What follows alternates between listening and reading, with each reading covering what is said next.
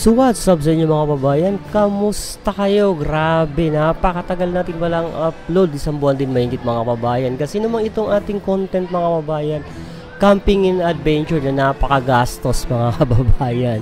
So ito nga ngayon mga kababayan, magandang umaga, magandang tanghali, magandang gabi kung saan man tumabot ang video na to at kung saan ka man nanonood, mag-ingat ka dyan palagi.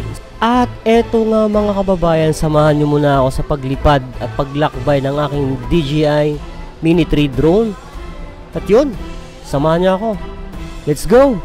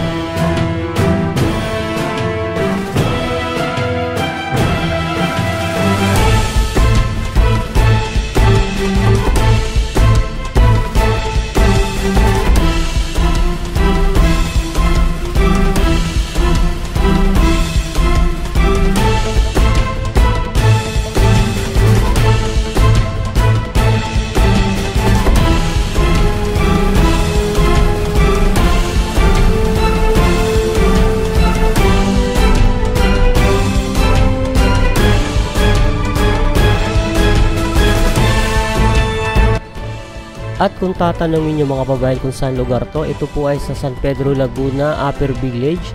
Ito ang Barangay Langgam, St. Joseph 9 and St. Joseph 10. Ayan, nakikita nyo. Ayan ang Pure Gold. Tapos may periyahan sa kaliwa. And yun mga kababayan. So, ang ganda rin pala pag may mga aerial views tayo. At yan ang Barangay Langgam Elementary School. Sa bandang kaliwa yung kulay green ng bubong. Tapos dito nga banda mga kababayan, madadaanan natin ang aking alma mater na San Pedro Relocation Center National High School na itinatag noong 1972. And sana ba banda yun?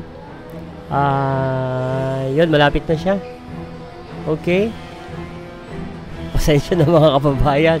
Yan, kung makita nyo mga bubong na yun na dikit-dikit, yun o, yan po ang aking alma mater.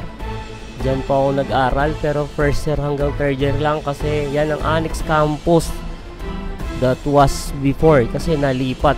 Ngayon, yung pinaka main campus ng school na yan ay ginawa ng PUP San Pedro.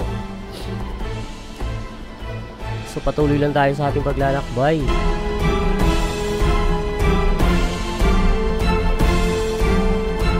Yun, approaching SM San Pedro mga kababayan. So ito nga lugar na to, kung inyo po matatanong ulit, ito nga ang Upper Village, kung malayo siya sa town proper town proper ng San Pedro. Going dito sa lugar na to, I think mga nasa 5 to 7 kilometers pa mga kababayan. So kung tawagin nga ito noon ay isang bundok, kasi malayo siya sa bayan, pero sobrang developed na siya. Ayan po, meron pong SM San Pedro.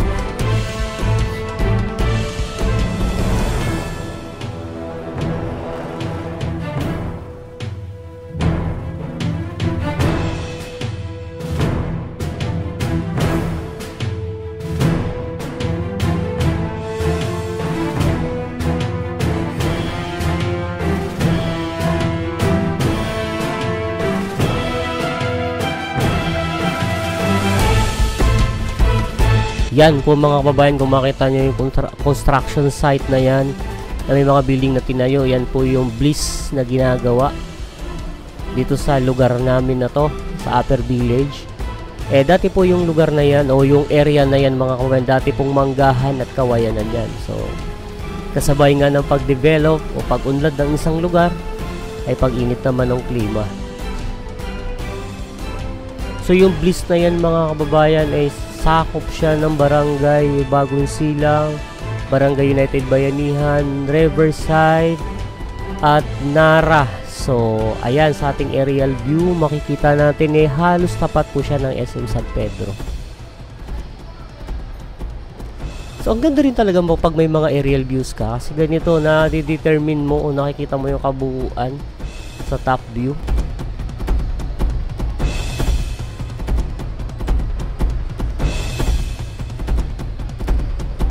So, napakarami ng mga bahay dito mga babayan kung napapansin nyo, no? Pero grabe itong lugar na to noon. Kung tawagin nga ng mga taga-bayan to ay bundok. Diyan marami na rin silang building na naitayo. Halos matatapos na rin, no?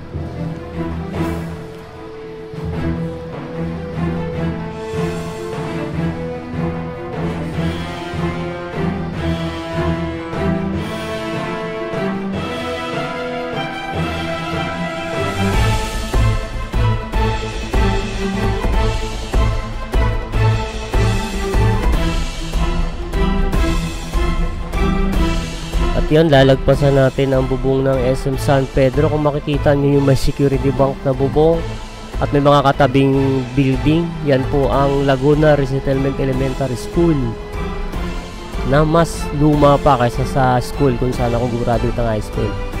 I think school na to is 1968 na naitayo.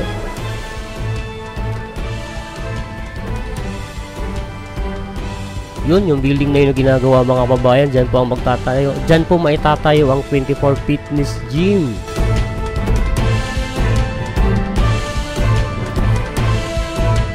So yun, sa part na to pauwi na ang aking drone. And maraming salamat sa pagsama.